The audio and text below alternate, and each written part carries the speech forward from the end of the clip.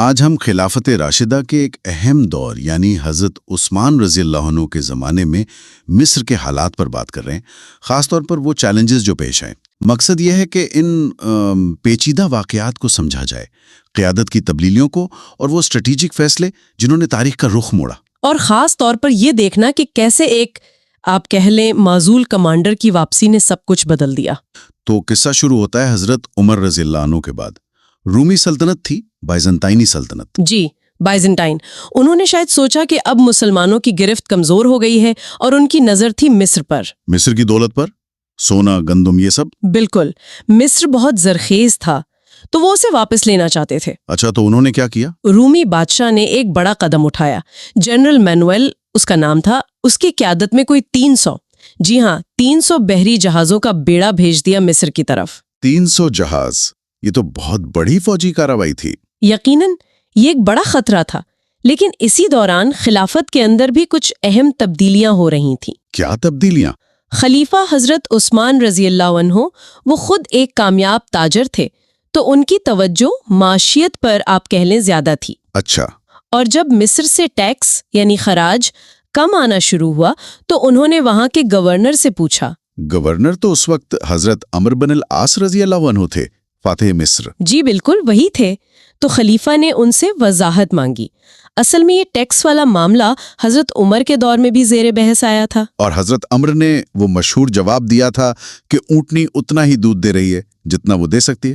جی مطلب یہ کہ عوام پر مزید بوجھ نہیں ڈالا جا سکتا، لیکن شاید خلیفہ اس جواب سے مطمئن نہیں ہوئے۔ تو پھر نتیجہ یہ نکلا کہ حضرت عمرو بن العاص رضی اللہ عنہ کو معزول کر دیا گیا، اور ان کی جگہ کون آیا؟ ان کی جگہ حضرت عثمان رضی اللہ عنہ کے قریبی عزیز یا رضائی بھائی کہہ لیں عبداللہ بن سعد رضی اللہ عنہ کو نیا گورنر بنا دیا گیا۔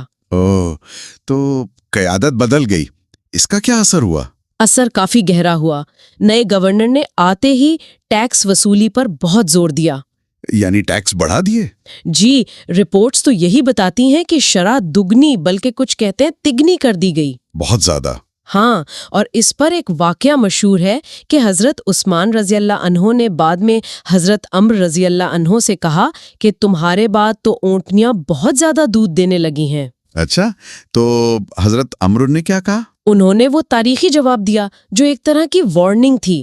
ہاں، لیکن ان اونٹنیوں کے بچے مر رہے ہیں۔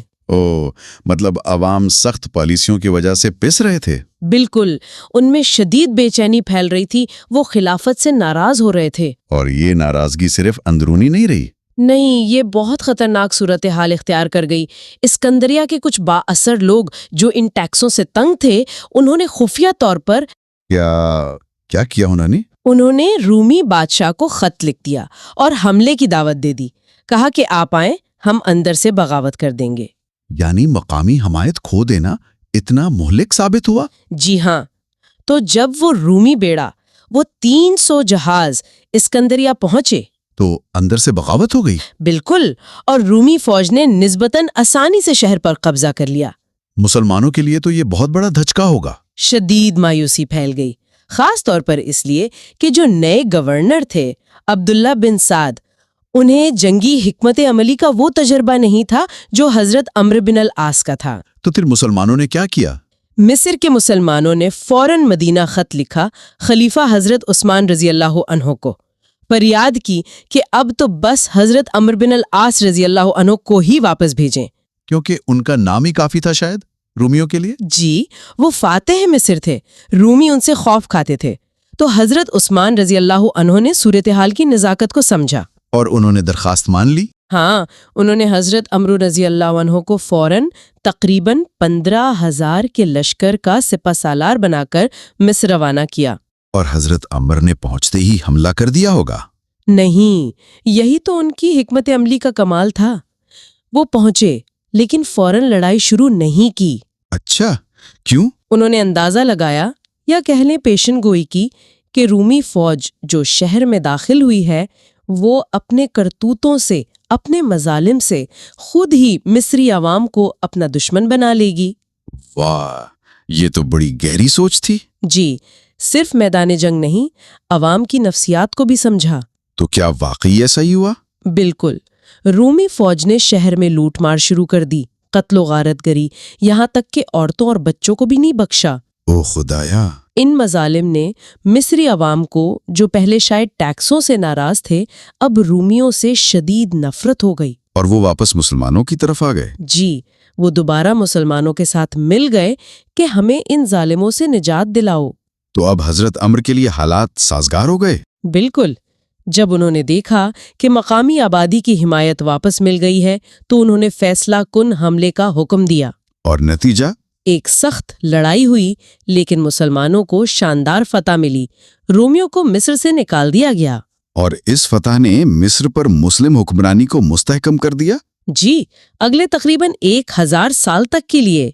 ये भी कहा जाता है कि हजरत अम्र रजी अल्लाह अन्हा ने जंग के बाद जो माल गनीमत रोमियों से मिला था, उसमें से वो हिस्सा जो मकामी आबादी से लूटा गया था, वो उन्हें वापस कर दिया। ये भी एक अहम बात है।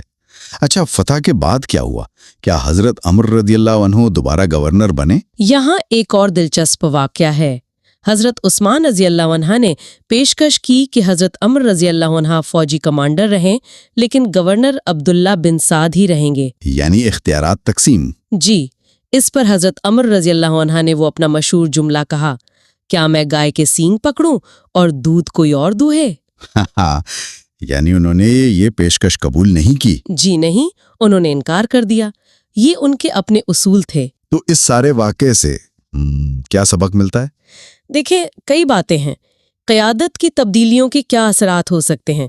माशी पॉलिसियां अगर अवाम की हालत न देखें तो कितनी खतरनाक हो सकती हैं। और जंग में सिर्फ फौजी ताकत नहीं, बल्कि सही वक्त, स्ट्रेटजी और सबसे अहम मुकामी आबादी की हिमायत कितनी जरूरी है। बिल्कुल। और ये हमें सोचने पर मजबूर करता है कि अगर शुरू से ही मिस्र में गवर्नेंस का तरीका ऐसा होता जो फौरी आमदनी के बजाय अवाम की हिमायत और इस्तेहकाम को ज़्यादा अहमियत देता, तो शायद खिलाफत की तारीख कुछ मुख्तलिफ होती। ये वाकई एक गौर तलब नुक्ता है। अच्छा, अगली गुफ्तगू में हम एक और बहुत अहम मौजू पर बात करेंगे जो हजरत उस्मान के दौर से ही मुताल्लिक है। कौन सा मौजू? कुरान पाक की मुख्तलिफ करातों का जो मसला सामने आया था और कैसे हजरत उस्मान रजी अल्लाह अन्हु ने उम्मत को एक मुत्तफ़िका नुस्खे पर जमा किया। जी, ये भी एक निहायत अहम वाक़या है।